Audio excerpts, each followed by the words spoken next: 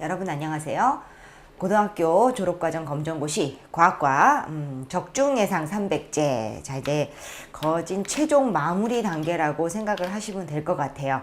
자, 이 적중 300제는 제가 한 300문제 정도 어느 정도 예상되는 문항들을 좀 구성을 하였습니다. 자, 쭉 이제 범위대로 제가 이제 거의 순서대로 문항을 이제 출제를 하였지만요.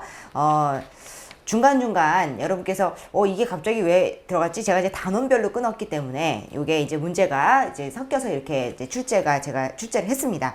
자, 1번부터 이 시간에 25번까지 이제 해설을 해 드릴 텐데요. 아무래도 여러분이 이 융합과학에서 처음 도입된 부분이 이 그 허블 법칙과 이 우주 생성 과정이기 때문에 1번부터 25번까지 잘 들어서 여러분 그 부분을 조금 정리를 하셨으면 좋겠습니다. 자, 일단은 뭐 대략적으로 내용을 말씀드리면 이제 허블 법칙이 나오게 된 계기, 그 다음에 우주가 생성된 생성 이론, 그 다음에 그러한 의미가 뭔지, 그 다음에 별의 형성, 지구의 형성, 태양계의 형성, 뭐 아무튼 그런 순서대로 해서 작은 범위대로 어떻게 해서 만들어졌는지가 요 문제의 핵심이 되겠습니다. 자, 일단 1번부터 한번 들여다보겠습니다. 자, 1번. 스펙트럼에서 흡수선이 붉은색 쪽으로 치우치는 현상을 무엇이라 하는가? 자, 일단은 첫 번째 이 그 흡수선이 붉은색 쪽으로 치우친다. 일단은 이제 정답은 적색편인데요. 이 적색편이는 어떻게 해서 나오게 됐냐면 배경을 제가 조금만 이제 말씀을 드릴게요. 일단 그 에드윈 허블이라는 사람이 여기에 이제 초점이 돼요. 사실은 이 그 적색편이가 발견되기 전 1900년대는 사람들이 우리 은하 밖에 은하가 있느냐 없느냐 막 이런 걸로 굉장히 큰 논쟁이 벌어졌었어요. 그러니까 이제 천체 물리학자들이 어떻게 그거를 뭐 관찰할 수 있는 도구도 없고, 그 당시 때는 뭐 천체 망원경도 그다지 크게 발달하지 않았고, 그렇기 때문에 이 그 허블이라는 사람이 나와서 그 다음에 그 윌슨산 천문대라는 거대한 천문대가 지어지기 전에는 그 사람들이 막 그런 논쟁에 휩싸였다고 합니다. 자, 그런데 이 허블이 그 윌슨산 천문대가 최초로 지어져서 거기에 근무를 하게 돼요. 그래서 하루 종일 천체 망원경을 보면서 그 이제 우주에 있는 별들을 관측하기 시작합니다. 자, 그런데 그 당시 안드로메다 성운이라고 불리는 희뿌연 그런 성운이 있었어요. 근데 그 안에 반짝반짝하는 병광성이 하나 눈에 띄는 거예요. 그래가지고 이 사람이 그 병광성의 광도, 그러니까 반짝반짝하는 그 광도하고 반짝반짝거리는 어두워졌다 밝아졌다는 주기를 계산해서 거기까지의 거리를 계산합니다. 그 별까지의 거리와 밝기와의 관계가 이제 그 당시에 밝혀졌기 때문에, 그러면서 그 은하가 우리 은하 밖이라는 얘기를 이제 하게 돼요. 그러면서 우리 은하 밖에도 많은 은하들이 존재한다는 것을 속속들이 밝혀냅니다. 자, 그 이후 그러면 은하들이 이제 많이 있어. 근데 이제 그 은하들이 이제 여러 개를 밝혀냈는데 그 은하들이 항상 제자리에서 관측되는 게 아니라 점점점 멀어지는 거예요. 어떻게 알게 되느냐? 아주 너무 멀리 있기 때문에 작아지고 커지고가 문제가 아니라 그 은하에서 분출하는 별빛, 그 빛의 스펙트럼을 이제 분석을 하게 돼요. 그러니까 처음에는 청색 쪽으로 있다가 점점점 그 어떤 은하든지 간에 적색 쪽으로 스펙트럼이 치우치게 되는 겁니다. 따라서 우주가 팽창하고 있다라는 것을 관측 사실로 밝혀내게 되죠. 그래서 적색편이라는 현상이 나오게 되는데, 사실 이 에드윈 허블이라는 사람이 적색편이를 발견한 건 아닙니다. 그 이전에 슬라이퍼라는 사람이 발견을 하는데 그 사람 이유를 몰랐어요. 근데 이제 이 그 허블이 적색편이는 바로 우주가 팽창하고 있기 때문에 만들어지는 현상이다 라고 밝혀내게 되죠. 자, 그럼 2번. 다음 중 우주의 팽창에 대한 설명 중 옳지 않은 것은 1번. 현재 우주는 계속 팽창합니다. 맞죠? 그러니까 팽창하니까 은하가 서로 가까워지겠어요? 멀어지겠어요? 그렇죠. 모든 은하는 서로 다 멀어지게 되는, 그리고 중심이 있다고 없다고? 중심이 없다고 말씀을 드렸어요. 그래서 우주 팽창은 별거 없어요. 적색편이 현상에 의해서 발견이 되고, 그 다음에 우주는 중심이 없이 계속해서 팽창하고 있는 도중이다 라는 거, 그거를 우리가 허블이 밝혀냈다는 거죠. 자, 그럼 이제 왜 팽창하느냐? 바로 한 점에서 폭발해가지고 그 에너지로 인해서 계속 팽창하고 있다라고 이제 1900년대 후반에 이제 밝혀지게 돼요. 중반쯤에. 자, 그게 이제 뭐냐? 빅뱅 우주론인 겁니다. 자, 빅뱅 우주론의 증거는요, 제가 이제 뒤에서도 계속해서 나오겠지만요, 빅뱅 우주론의 증거는 우주 배경 복사와 수소와 헬륨의 질량비가 3대 1이라는 사실이 빅뱅 우주론의 그 증거로 채택이 됩니다. 이거는 이제 가모라는 사람이 밝혀내게 되죠. 어쨌건 3번 빅뱅 우주론의 증거 우주 배경 복사. 자, 다음 중 외부 은하와 허블 법칙에 대한 설명으로 옳지 않은 것은 차분차분 한번 보겠습니다. 자, 외부 은하의 스펙트럼에서 흡수선의 파장은, 자, 여러분 적색과 청색, 이제는 색깔로 여러분 받아들이지 마시고요. 이 파장으로 좀 받아들여졌으면 좋겠어요. 자, 빛은 파장에 따라 색깔이 다르게 보입니다. 그래서 파장이 짧으면 청색 쪽으로 우리가 보이게 되고요. 파장이 길면 길수록 노란색을 거쳐서 붉은색 쪽으로 보이게 돼요. 자, 그러니까 적색편이니까 파장이 긴 쪽입니까? 짧은 쪽입니까? 그렇죠. 파장이 긴 쪽으로 이동한다는 겁니다. 이거는 자, 뒤에 문제가 어딘가 나올 거예요. 도플러 효과라는 그런 효과에서 이제 비롯된 거라고 생각하시면 됩니다. 자, 그다음 거리가 먼 은하일수록 스펙트럼의 적색 편이가 크다. 자, 적색 편이가 크다는 것은 점점 적색 쪽으로 치우치는 속도가 크다는 뜻이에요. 그래서 먼 은하일수록 점점 멀어진다는 뜻이기 때문에 2번, 3번은 같은 맥락의 보기가 되겠습니다. 자, 그 다음 4번. 허블 법칙으로 우주가 팽창하고 있다는 것을 알 수가 있죠. 자, 그래서 정답은 1번이 되겠습니다. 자, 5번. VNHR. 자, 너무나 유명한 허블 법칙이죠. 자, 근데 이 허블 법칙은 여러분 계산을 하기 위한 법칙이 아니라고 말씀을 드렸어요. 자, 계산을 하기 위한 법칙이 아니라 이게 이제 V가 뭐냐? 이게 팽창 속도입니다. R이 뭐냐? 이 은하까지 거리예요.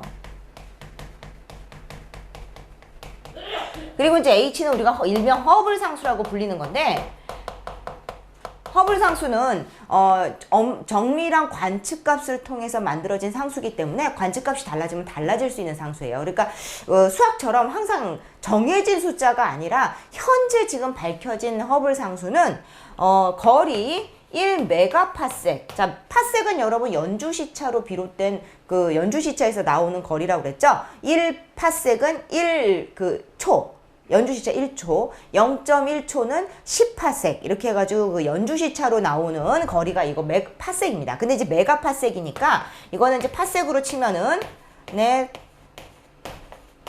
100만 파섹이라고 생각하시면 되겠습니다. 이게 자, 그래서 요 거리 이제 1메가파섹당 71 플러스 마이너스 3 킬로미터 퍼 세크 정도로 팽창하고 있다라는 겁니다. 그래서 지금 현재 팽창 속도를 가속 팽창이라고 하긴 하지만 일정한 속도라고 쳤을 때 요 정도의 속도로 지금 초당 이 정도로 멀어진다는 뜻이에요. 자, 그러면 이 V는 HR이라는 식은 우주의 이 그 팽창 속도나 은하까지의 거리를 재기도 하지만요.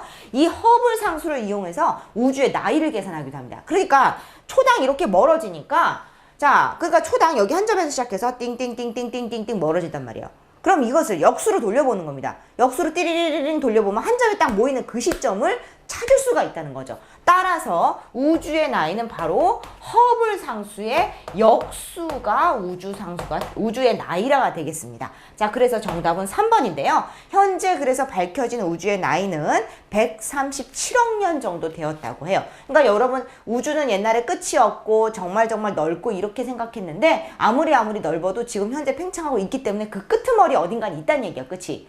그래서 137억 광년 밖에는 우리가 빛이 도달하지 않기 때문에 관측할 수가 없다는 겁니다. 자, 그래서 이렇게 이제 허블 법칙까지 정리를 좀 해드렸어요. 자, 다음 문제들은 이제 빅뱅에 대한 문제들로 쭉 구성이 되어 있습니다. 자, 6번 빅뱅에 대한 설명으로 옳지 않은 것은, 자, 빅뱅은 여기 1번 보기처럼 우주가 한 점에서 대폭발로 시작되었다는 이론입니다. 자, 가모가 얘기했죠. 자, 2번 빅뱅 후 1초는 기본 입자가 형성돼. 자, 여러분 빅뱅은 사실 빅뱅 이론을 그 인터넷이나 이런 데서 찾아보면 상당히 어려운 용어들로 가득 차 있어요. 그래서 생소한 용어들이지만 별거 없습니다. 그냥 우주가 한 점에서 고밀도 초고온의 에너지 상태였다가 그 에너지를 견디지 못하고 빵 폭발을 해서 지금 이렇게 우주가 이제 그 별도 생기고 은하도 생기고 이런 우주가 형성되었다는 이론이에요. 그래서 처음에는 굉장히 비웃음을 받았다고 말씀드렸죠. 그 호일이라든지 그 아인슈타인을 지지하는 그 정상 우주론파한테 굉장히 많은 비난을 받았습니다. 야, 그럼 우주가 그렇게 어처구니 없이 뻥하고 폭발해가지고 만들어졌다는 거야. 이 많은 별들이 말도 안 되는 얘기하지 마. 뭐 이런 식으로 엄청나게 그 비난을 받았어요. 막 1956년 무슨 방송에 나와서도, 라디오 방송에서도 그걸 굉장히 비난을 받았다고 합니다. 그래서 그때 나오는 그 비난했던 그 이야기가 빅뱅이에요. 자, 빅뱅이란 뜻은 어처구니 없는 펑, 뭐 이런 뜻이라고 합니다. 어쨌건, 뭐 이렇게 이제 빅뱅 이론은 여러분이 과정, 요거 대폭발로 시작되는 이론이다라는 거하고 1초, 3분, 그 다음에 38만 년을 기억하라고 말씀을 드렸어요. 왜? 이때 정말 의미가 있는 일들이 일어났기 때문에 그래요. 자, 빅뱅 후 1초는요, 바로 기본 입자가 형성되는 시간이었어요. 그래서 7번 답, 빅뱅 1초에 일어난 일은 무엇인가? 자, 기본 입자 원자 아닙니다. 이제 우리는 원자의 세계에서 더 작은 세계로 가야 돼요. 원자보다 더 작은 세계, 원자 핵과 전자, 원자 핵과 전자보다 더 작은 세계, 원자 핵 속에 양성자, 중성자, 그거보다 더 작은 세계, 쿼크까지 가셔야 됩니다. 자, 쿼크와 경입자라고 하는 이런 기본 입자가 형성이 됐는데요. 얘네들은 아직 형성되는 그 시점에서도 엄청난 에너지가 주변에 있었기 때문에 이 쿼크들끼리 묶는 힘이 생기게 돼요. 그래서 쿼크들끼리 묶는 힘이 이제 강한 핵력이라고 해서, 그래서 양성자와 중성자까지 형성되는 게 1초에 일어났던 일입니다. 즉, 다시 말씀드릴게요. 빅뱅 후 1초는 쿼크와 경입자가 형성되고 그 다음 단계인 양성자, 중성자까지가 형성된 것이 바로 빅뱅 후 1초에 일어났던 일이에요. 자, 그럼 빅뱅 후 1초에서 이제 쿼크와 경입자 같은 일이 일어났습니다. 그럼 3부는 이제 누가 만들어지냐? 원자 핵이 만들어집니다. 이 양성자와 중성자가 합쳐지면은 원자 핵이 만들어지기 때문에, 자, 헬륨 원자핵과 리튬 원자핵과 같은 가벼운 원자 핵들이 여기서 형성이 돼요. 근데 이제 빅뱅 이론은 여기까지밖에 입자 형성을 얘기하지 못합니다. 그럼 원자는 언제야? 우리가 여기까지는 입자고요. 기본적인 물질이라고 할 수 있는 시기는 38만 년이 돼야 돼요. 우주가 충분히 이제 식어야 됩니다. 이제 3분 다음에 38만 년 상대 갭이 있지만, 이 당시까지만 해도 굉장히 온도가 높았기 때문에 더 이상의 힘이 작용할 수가 없었습니다. 그러나 이제 38만 년에 3000 켈빈 정도의 온도로 낮아졌을 때 바로 원자가 형성돼서 물질이라 불릴 수 있는 것들이 만들어지죠. 자, 요거는 이제 빅뱅에 대한 설명이 다시 이제 해야 될 때가 있을 겁니다. 다시 한번 말씀을 드릴게요. 자, 그래서 어쨌건 7번 답은 2번.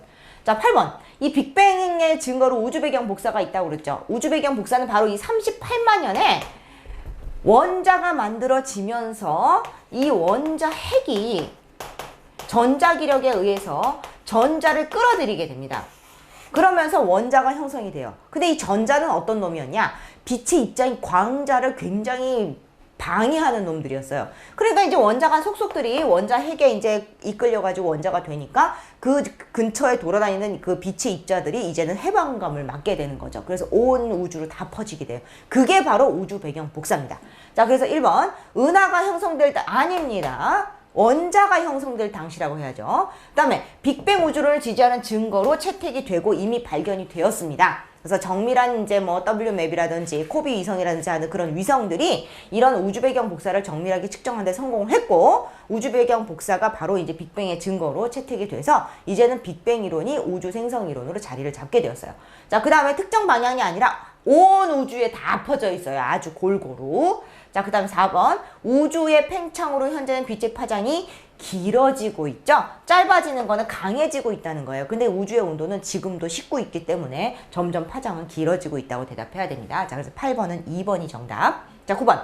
관측자와 파원이 가까워지면 파장이 짧아지고 관측자와 파원이 멀어지면 파장이 길어지는 현상. 자, 제가 아까 나온다고 말씀드렸죠? 도플러 효과입니다. 적색 편의를 설명할 수 있는 효과, 도플러 효과. 요거는 이제 우리 다음 문제에서도 이 도플러 효과에 대한 말씀을 좀 드릴 때가 있을 겁니다. 다시 한번 그때 들어주시고, 이제 도플러 효과는 바로 이런 거다. 자, 그 다음 10번. 현재 허블 법칙으로 추정되는 우주 나이는, 자, 요거는 뭐 137억 년. 자, 이제는 요 정도 좀 기억을 하셔야 되겠죠. 자, 이 우주의 나이 다시 한번 어떻게 나왔다? 허블 상수의 역수, 이렇게 해서 우주 나이를 사람들이 계산을 했더니 약 137억 년이다. 그럼 135억 년은 틀리냐? 안 틀려요. 135억 년이라고 나오는, 약 135억 년이라고 나오는 그 책도 있고요. 어떤 책은 아예 그냥 뭉뚱그려서 135에서 140억 년 사이다 뭐 이렇게 얘기한 책도 있고요. 그러니까 어쨌거나 그 범위라는 얘기예요. 그러니까 이 어처구니 없는 숫자는 아니라는 얘기죠. 그래서 요 숫자 정도, 그러니까 어떤 책은 137, 어떤 책은 140이니까 그 사이는 약 137억 년 정도다라고 생각하시면 별 무리가 없을 거라고 생각합니다.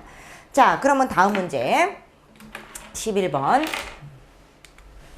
자, 우리 빅뱅 이론 다시 한번 정리해 봅시다. 자, 괄호는 우주가 한 점에서 폭발해 팽창하여 현재 우주가 되었다는 이론이다. 자, 빅뱅 이론이죠. 자, 12번. 괄호는 업 쿼크 2개와 다운 쿼크 1개로 구성되어 있으며 플러스 전하를 띠는 입자이다. 자, 플러스 전하를 띠는 입자면서 원자 핵을 이루고 있는 입자죠. 자, 원자 핵은 여러분 양성자와 중성자의 합이 원자 핵이에요. 그래서 이 양성자가 플러스 전하를 띠고 있는데요. 그 이유는 우리 그 빅뱅 후 1초에 생겼던 쿼크라는 입자 기억하실 거예요. 이 쿼크가 다운 쿼크와 업 쿼크 이렇게 이제 두 가지가 있어요. 그래서 이 양성자는 업, 다운 이렇게 구성이 돼 있고 중성자는 다운, 업으로 돼 있습니다. 그래서 이 쿼크들의 전하량을 계산해 보면은 업 쿼크는 플러스 3분의 2 정도의 전하량을 갖고 있고요. 다운 쿼크는 마이너스 3분의 1 정도의 전하량을 갖고 있어요. 따라서 업, 다운을 계산하면은 3분의 2 더하기 마이너스 3분의 1이니까 플러스 1의 전하를 띠게 되죠. 따라서 이 쿼크들 때문에 양성자가 플러스를 띠게 된다는 겁니다. 자, 따라서 플러스 전하를 띠는 입자는 양성자. 자, 13번. 빅뱅 3분 후에 일어난 일은 무엇인가? 자, 3분 나왔네요. 저번에 1초 나왔는데. 자, 3분에 무슨 일이 생겼다고요? 양성자, 중성자가 뭉쳤어요. 그럼 뭐가 생겨요? 원자 핵. 그렇죠? 자, 원자 핵이 형성되는데 여기서 잠깐만.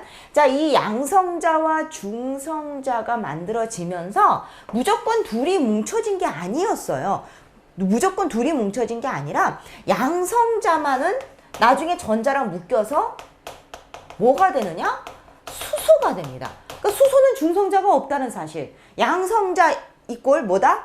양성자 이꼴 수소 원자핵이다. 자, 그러니까 양성자와 중성자가 합쳐지는 사건이 일어나면은 이제 뭐가 만들어지냐? 헬륨이 만들어지는 거예요. 그래서 빅뱅 후 3분 후에는 일어나는 일은 바로 수소 원자핵인 양성자는 따로 있고 양성자와 중성자가 뭉쳐지면서 이제 헬륨 원자핵이 만들어지는 게 3분 내에 일어났던 일이라고 보시면 돼요. 자, 그 다음 14번 나오네요. 바로 양성자 2개와 중성자 2개로 구성된 원소 바로 헬륨이죠. 자, 양성자 2개니까 원자 번호 몇 번? 원자 번호 2번입니다. 자, 원자 번호는 우리 주기율표에 나오는 번호 있죠. 원자 번호 1번은 세계 어느 나라나 전부 다 수소예요. 자, 그러니까 수소는 양성자가 하나라는 얘기입니다. 즉, 원자 번호는 바로 무슨 수? 양성자의 수라는 것도 제가 다시 한번 말씀을 드립니다. 여기서. 자, 14번 그래서 헬륨 정답. 자, 15번. 빅뱅 후 전자와 원자핵이 결합하여 뭐뭐뭐 원자와 뭐뭐뭐 원자가 생성되었다. 자, 누구죠? 빅뱅 후 만들어진 두 가지 원자. 누구죠? 수소와 헬륨이죠. 수소와 헬륨이에요. 그러니까 수소와 헬륨이 주로 만들어지고요. 약간의 리튬이 이제 거기서 만들어졌는데 이렇게 가벼운 원소의 형성을 말할 수 있는 이론이 바로 빅뱅 이론이라는 얘기입니다. 그럼 다른 무거운 애들은 어떻게 형성이 될까? 바로 저 뒤에 이제 별의 형성으로 가게 됩니다. 자, 16번.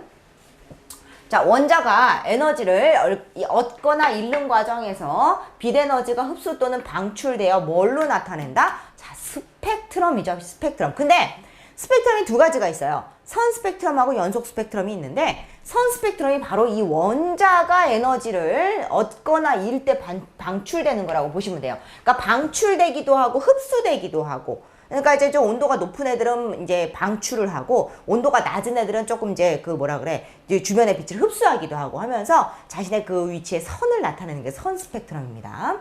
자, 그래서 이렇게 별빛의 선 스펙트럼을 통해서 우리가 우주의 수소와 헬륨의 비율을 정밀하게 계산을 한 결과 가모의 예상대로 3대1의 비율을 나타냈대요. 그래서 이 17번 문제는 바로 빅뱅 이론의 증거, 바로 18번에 나옵니다. 빅뱅 이론의 증거 두 번째 증거인 수소와 헬륨의 비율을 얘기하죠. 따라서 18번 빅뱅 우주론의 증거 두 가지. 이제 더 이상 제가 식상에 이제 얘기하기 우주 배경 복사와 수소와 헬륨의 질량비라고 보시면 돼요. 아, 너무 식상한 문제. 하지만 잘 나오는 문제. 빅뱅의 증거 두 가지는 꼭 나오니까 여러분 별표 10만 개를 쳐놓고 여기 10만 개를 쳐놓고 꼭 기억을 해주시기 바라겠습니다.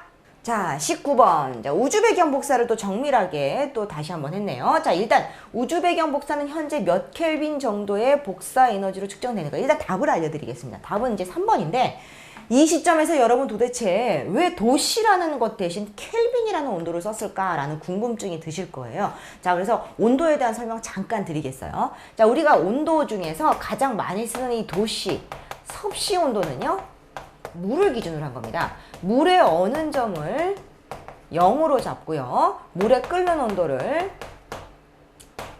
100으로 잡은 겁니다.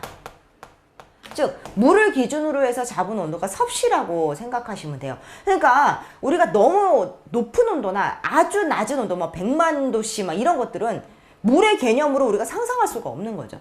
100도씨보다 높은 건 굉장히 뜨거워. 그럼 어느 정도 뜨겁다는 얘기야? 이거를 이제 구체적으로 화학적으로 나타낼 필요가 있었다는 거예요. 그래서 나타난 게 바로 켈빈이라는 온도인데, 켈빈은 우리 중동 과정의 그 샤를 법칙이랑 약간 연관이 있어요. 그 샤를이 밝혀낸 거기 때문에. 자, 어느 정도냐면은 0켈빈은요 마이너스 273도씨라고 생각하시면 돼요. 자, 마이너스 273도씨는 어떤 의미를 가지는 거냐? 그러니까 이제 이 샤를이 얘기하길 기체는 0도씨를 기준으로 해서 1도씨가 올라갈 때마다 0도씨 때 부피의 273분의 1씩 증가한다는 것을 알아냈어요. 그러니까 반대로 1도씨를 낮추면 0도씨 때 부피의 273분의 1씩 감소한다는 얘기예요. 그러니까 273분의 1씩 조금씩 감소하다 보면은 어느 시점에서는 기체가 없어지지 않을까라고 생각을 하게 된 거죠. 실제로 갈 수는 없는 온도지만 계산을 하니까 바로 영하 273도씨라는 얘기예요. 즉 마이너스 273도씨는 이론적으로 분자 운동이 멈추고 부피가 0이 되는 시점이 마이너스 273도씨지만 실제로는 불가능합니다. 그래서 우리가 이 그 켈빈은 일명 우리가 뭐라고 그래? 섭씨 온도가 아닌 절대 온도라고 해요. 제가 멋대로 해석하길 절대로 도달할 수 없는 온도라는 의미에서 절대 온도인데, 왜? 대부분의 기체는 영하 274, 그러면 야 기체를 없앨 수 있네? 하고서 눈을 반짝반짝 하는 친구가 있는데 그걸 못해요. 영하 273도씨가 되면은 모든 기체와 액체는 전부 다 상태가 변해버립니다. 즉 기체는 전부 다 액체나 고체가 돼버린다는 얘기예요. 그래서 기체 상태로서 마이너스 273도씨를 내릴 수는 없다는 얘기예요. 따라서 우리가 좀 더 정밀하게 온도를 측정해서 기준을 잡자 보면은 이 섭씨 온도보다는 절대 온도가 더 많이 쓰이게 돼요. 따라서 우리 현재 우주는 2.7켈빈인데 여기다가 이것을 영하로 계산을 하게 되면은 마이너스 270도씨 정도 된다고 보시면 돼요. 너무 춥죠? 그죠? 자, 아무튼 춥지만 이렇게 우리가 분자 온도로 나타내면 요 정도 계산을 하시면 되겠습니다. 그러니까 이제 우리가 보통 300~400도 정도는 우주에서 별 온도가 아니거든요. 따라서 그냥 켈빈, 뭐 3000켈빈 그러면 대략 3000도씨 뭐 이런 정도 생각하셔도 무리가 없을 것 같아요. 하지만 우주 배경 복사는 반드시 이 숫자 기억하셔야 돼요. 2.7켈빈, 마이너스 270도씨 정도 되는 복사 에너지를 낸다라는 거. 자, 그럼 20번. 원자가 형성된 것은 빅뱅 후 어느 정도의 시간이 흘렸을 때인가? 자, 기억하시라고 그랬죠? 약 38만 년. 자, 약 38만 년 후 이제 빅뱅 후 원자가 형성되었다. 그래서 이 38만 년 후의 온도는요 3000켈빈 정도 돼요. 그러니까 뭐 섭씨로 나타내게 되면 뭐 3300도씨, 아니 2600도씨 뭐 아무튼 이 정도 온도라고 생각하시면 되겠네요. 자, 다음 문제. 자, 21번. 땡땡은 내부에서 핵융합 반응으로 생성된 에너지를 방출하여 스스로 빛을 내는 천체이다. 자, 요것은 우리가 핵융합 반응이니까요. 별이라기보다는 주계열성이라고 대답을 해야 되겠네요. 자, 생성된 에너지를 스스로 빛을 내는 천체다. 우리가 이제 주계열성 단계가 되면은 스스로 빛을 내는 천체다라고 얘기해요. 그런데 이제 별이라 하면 주계열성뿐만 아니라 초거성, 적색거성 이거를 몽땅 다 합쳐서 다 별이라 하니까 좀 더 포괄적인 의미가 되겠죠. 그래서 우리가 핵융합 반응으로 생성된 에너지를 방출해서 이제 내는 그 형태는 우리가 주계열성이라고 하면 됩니다. 자, 22번. 성우는 땡땡을 통해 에너지가 발생하여 온도가 높아지고 핵융합 반응을 통해 별이 될 수 있다. 자, 성운이 자체의 이것으로 인해서 빙글빙글 돌다가 계속해서 온도가 올라가죠. 그것은 뭐냐? 바로 중력 수축입니다. 그러니까 자체 중력으로 인해서 서로 안쪽으로 잡아당기다 보면 이제 이 온도가 점점점 올라가서 핵융합 반응을 일으키게 되는 겁니다. 자, 그래서 별의 일생을 시작하게 되는 거죠. 자, 13번. 자, 질량이 큰 별의 일생을 물어봤습니다. 자, 우리 여러 성운, 그러니까 밀도가 높고 온도가 낮은 성운들은 이제 모여서 별이 되는데, 질량이 그 태양보다 10배 이상 큰 별은 초고성을 통해서 초신성이 된다 그랬죠. 초고성, 초신성. 자, 질량이 큰 별이니까 요 단계가 우리가 이제 주계열성이라고 보시면 돼요. 초신성을 통해서 여러 에너지를, 여러 원소들, 철보다 큰 원소들을 방출하고 중성자별 또는 블랙홀이 된다고 말씀을 드렸어요. 그래서 정답은 3번입니다. 초신성은 사실 새로 나타난 별이다라는 의미에서 초신성이 붙였지만요. 별의 마지막 단계라고 생각하시면 돼요. 옛적에 지금 1600년대인가 중국에서 이 초신성 폭발이 관측이 됐어요. 이게 뭐 계절인가 하는 이제 그 자리에 초신성 폭발인데, 갑작스럽게 하늘이 빵 밝아지고 낮에도 그 별이 없어지지 않고 떠 올라가지고 사람들이 이것을 초신성이라고 불렀다는 의미에서 유래를 하였습니다. 자, 24번. 별의 중심부에서 핵융합 반응으로 원소가 생성되는 단계. 또 나오네요. 주계열성이죠. 자, 그만큼 주계열성 단계가 별의 일생에서 대부분을 차지하기 때문에 굉장히 중요하게 물어보고 있습니다. 자, 그 다음 25번. 수십에서 수백만 개의 별들이 무리지어 있는 것을 무엇이라고 하는가? 자, 별의 무리, 별의 단체, 성단이죠. 자, 성단은 우리 구상성단, 나이가 많고 붉은 별들이 모여있는 구상성단이 있고요. 나이가 젊고 푸른 별들이 모여있는 산계성단이 있습니다. 산계성단 주변에는 반사성운도 존재를 한대요. 성운들이 많이 분포하기 때문에. 그래서 구상성단, 산계성단이 있다는 사실도 알아두세요. 여기는 별이 되게 많아요. 여기는 수백만에서 수십만에서 수백만 개, 여기는 수십 개에서 수백 개. 이렇게 허술하게 모여있고, 이거 많이 모여있고. 자, 그렇게 성단도 구분을 하셨으면 좋겠습니다. 자, 그래서 25번까지 해설을 말씀을 드렸는데요. 주로 내용은 우리가 빅뱅과 별에 관련된 내용이에요. 자, 다음 이제 26번부터 50번까지도 약 그 내용들이 다시 반복이 되니까요. 한번 이제 정리를 또 한다고 생각하시고 이 부분을 확실하게 문제로 익혀두셨으면 좋겠습니다.